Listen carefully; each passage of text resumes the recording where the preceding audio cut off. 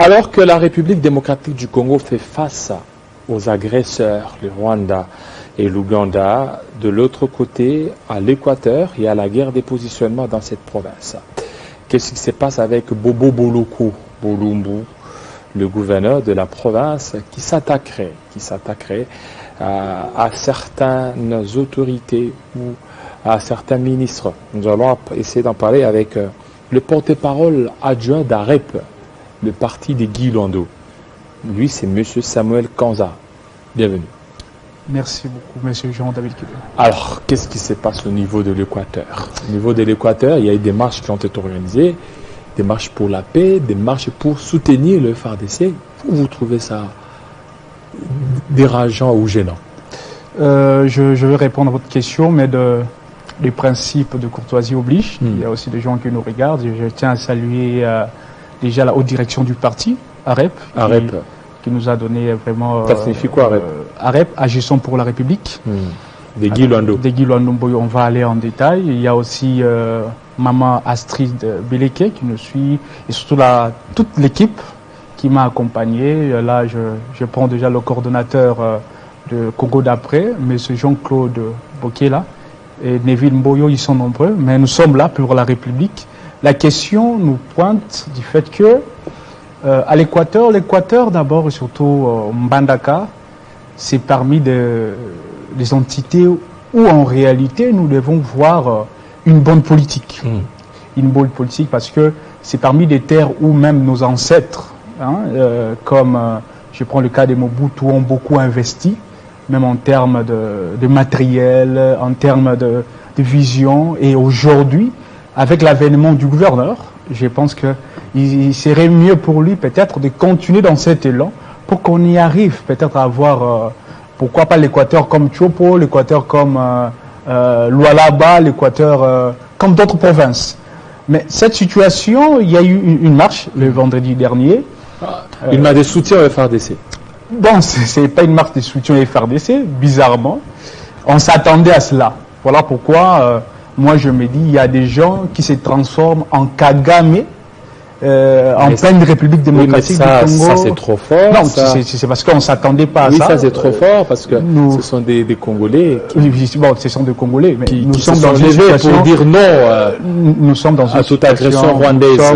Non, c'est d'abord, la marche n'a pas été organisée sous cet aspect-là. Ça a été organisé sous quel aspect? La marche a été organisée contre les 3 personnalités qui travaillent pour l'intérêt du peuple congolais. Entre autres, M. Guy Luando Mboyo, il y a M. Liaou et il y a M. Boussa. Et, ils ont fait quoi, ces trois? Bon, je n'entrerai pas dans leur façon de réfléchir. Pour eux, soi-disant, ce sont des personnes qui s'y mixent dans les affaires de l'Équateur, dans des affaires judiciaires, soi-disant l'arrêt de la Cour constitutionnelle. D'abord, je trouve ça absurde, la première des choses. Là, il faut vraiment un recadrage. Un ministre ou de personnalité publique, c'est pratiquement impossible, vu la vision du chef de l'État actuel, d'entrer dans un dossier judiciaire pour manigancer ou, entre les lignes, comme eux pensent, manipuler les juges pour qu'il y ait une décision accordant la validation pour eux de certains députés qui ont été invalidés. D'ailleurs, il faut préciser que ces députés-là, ces groupes de députés, ils ont été invalidés injustement par les bureaux d'âge. Ça, c'est le premier élément. Le deuxième élément, ces gens-là doivent servir l'État. Et si eux pensent que leurs droits ont été violés de ces faits, ils doivent aller devant les instances compétentes pour qu'ils aient la réponse à leurs droits. Ils l'ont fait devant la Cour constitutionnelle. Et il paraîtrait déjà que la Cour constitutionnelle s'est prononcée quant à ce.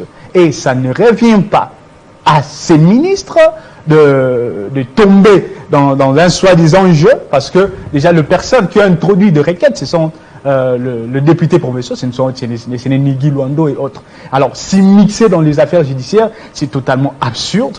Et deuxièmement, nous avons vu dans ces marches-là, ils ont écrit Guy Luando, personne non grata. J'ai été étonné. Un concept utilisé sur le plan du droit international, non grata, c'est plus persona non grata. Ils sont pluriels, personae non grata. Donc, même les gens qui leur ont écrit des choses, ils n'ont pas maîtrisé certains certains termes linguistiques, même sur le plan du latin, mais il a remonté des choses et une masse qui a besoin... donc cette marche a été organisée contre eux, contre les trois personnalités. Contre les trois personnalités. Et plus grave, il y a encore, déjà nous tenons à dénoncer, nous tenons à fixer même l'opinion quant à ce, nous ne voulons pas qu'il y ait vraiment des bavures jusqu'à ce niveau. Les gens disent même ils vont même saccager le siège du parti AREP. Nous les remettons vraiment en garde. Nous ne sommes pas là pour riposter à leur truc et ce n'est pas la politique de AREP. Déjà, nous avons beaucoup de respect. Mais quand déjà AREP est là, on commence beaucoup plus à s'attaquer à ces bâtiments. Comment ça fait peur ou qu'est-ce qui va pas? Bon, oui, bon, pour eux, je pense que ça fait peur du fait que Guy Luando, il est même la personne qui a construit l'Assemblée provinciale. Guy Luando, c'est la personne qui a même fait en sorte qu'il y ait même des robots régulateurs de route. Guy Luando, c'est parmi les personnes qui a mis en place une école à capacité même, qui a même de standards internationaux. Tout ça, pour eux, c'est un problème.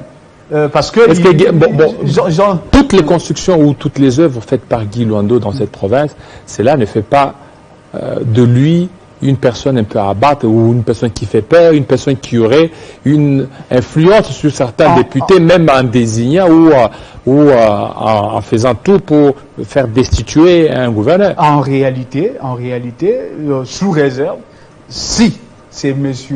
Bobo, je ne pense pas, mais si c'est lui, nous demandons, c'est le gouverneur, de ne pas être vraiment dans ces choses-là. Nous, AREP, nous n'avons pas cette politique des ripostes, des rankines ou de quoi que ce soit. Nous sommes là pour faire notre part. Guy Luando a fait ça. Alors qu'est-ce qui fait peur Qu'est-ce qui fait peur à Bobo? Je pense pas, il faut même prendre au-delà de Bobo parce qu'il semblerait qu'ils sont nombreux, il semblerait. Et là, c'est pour eux, Guy Luando fait peur dans le sens où il s'investit plus dans le domaine populaire pour aider la population et de même sur le casquette des ministres. Déjà, il fait beaucoup de choses dans le cas pour son domaine. D'abord, étant ministre de l'aménagement du territoire, il est parmi les ministres potentiels. Et même aujourd'hui, nous aurons un document, l'annuaire des ressources, qui va retracer même de manière détaillée où est-ce que le peuple ou de personnes habilitées à ériger de travaux publics, où est-ce qu'ils peuvent le faire, où est-ce qu'on peut trouver des matières premières, où est-ce que on peut même lotir dans des provinces, voilà. Et même sur le plan international, il y a des journalistes, même des personnes qui ont écrit, ils ont dit, voilà, ces documents seraient un pas vers l'indépendance économique. Alors qu'en ce moment, nous sommes en train de réfléchir pour que nous ayons une économie introvertie, voilà. Des personnes veulent encore nous amener dans cette politique qui n'a pas de tête, des politiques qui réfléchissent. Nous ne sommes pas vraiment... c'est avec beaucoup d'amertume que... Mais quand AREP commence avec trop de polémiques... Non, AREP n'a pas commencé avec trop de polémiques. Oui, mais déjà, surtout que nous sommes là au niveau de l'Équateur, Bobo Boloko, jusque-là, il n'a pas vu des bons cœurs. La création un peu de ce parti qui générait pour nous. Ça dépend de lui. Nous n'entrons pas dans ce que lui pense ou dans ce que certains pensent. Les plus importants. J'aimerais bien signaler, tant que porte-parole déjà, AREP, porte-parole adjoint, AREP vient avec une optique d'initiative qui peut être personnelle. C'est-à-dire, monsieur Jean-David Kilolo, vous pouvez être là, vous avez une idée. Vous pouvez proposer pour qu'il y ait l'avancement de la République. Mais l'action doit être collective. De ce fait, on peut associer Samuel Kanza, on peut associer M. Bobo, on peut associer M. Bemba, on peut associer M. Tshisekedi, on peut associer tout le monde, même M. Kabila, pour qu'il y ait une chose qui va permettre le bien-être du peuple congolais. Et c'est dans cette politique que nous disons, nous ne sommes pas là dans cet aspect de choses, bloquer les uns, faire promouvoir les autres, non. Nous sommes là. Nous sommes même dans cette théorie de la légende du colibri, où il y avait un immense incendie d'une forêt, et que là, certains animaux se disaient, pourquoi il y a des incendies comme ça, personne ne fait, même pas pour éteindre le feu. Il y avait un petit colibri qui venait avec ces gouttes d'eau, il jetait sur le feu, et il y avait un grand animal qui lui a dit, mais pourquoi toi, colibri, tu viens avec un truc petit, tu jettes, tu vois pas que ça va rien faire? Colibri répond, je sais, mais je fais ma part. Nous aussi, avec ces grands Congos, avec toute la superficie, avec toute la potentialité, envié de partout, guerre à l'Est, des problèmes des accords et tant d'autres. J'ai vu même le député qui était là, il a parlé de sa manière. Voilà, dans toute cette tohu-bohu, nous avons même une classe politique qui ne sait pas réfléchir pour l'intérêt du bien-être du peuple congolais. En ce net moment, nous nous disons, on fait notre part. Nous n'entrons pas sur ce que les gens pensent. De même, je fixe encore l'opinion en disant que Guy Luando ou le parti AREP continuera à faire la chose qui est la plus nécessaire pour l'intérêt du bien-être congolais. Qu'il y ait de tels complots, qu'il y ait des campagnes de déstabilisation, qu'il y ait autre chose, nous leur disons, nous garderons le cap en travaillant pour l'intérêt du bien-être congolais. Ce que nous avons, nous donnons à la République. Ce que nous n'avons pas, nous avons vu ça de la part d'une autre personne. Nous venons, nous accompagnons. C'est alors que nous aurons un Congo d'après. Un Congo, toutes les personnes seront dans les calmes, où nous ferons nos villes, même s'il y a la pluie, tout serait calme, même s'il n'y a pas d'emploi, mais des personnes seront sous même... Vous parlez d'emploi, effectivement. Cela me permet à parler un peu de votre parti. AREP, vous ne voyez pas que c'est un parti de trop. Dans le microcosme politique congolais, il y a plus de 1000 partis et il y a aussi AREP. Pourquoi ne pas créer des startups? On sait que Guy Luando, c'est un entrepreneur, il devait se limiter à l'entrepreneuriat, peut-être des jeunes, de promouvoir cela, que de créer des partis politiques actuellement qui pilulent et polluent l'atmosphère politique congolaise. C'est un avis, comme plusieurs personnes pensent. C'est aussi une question.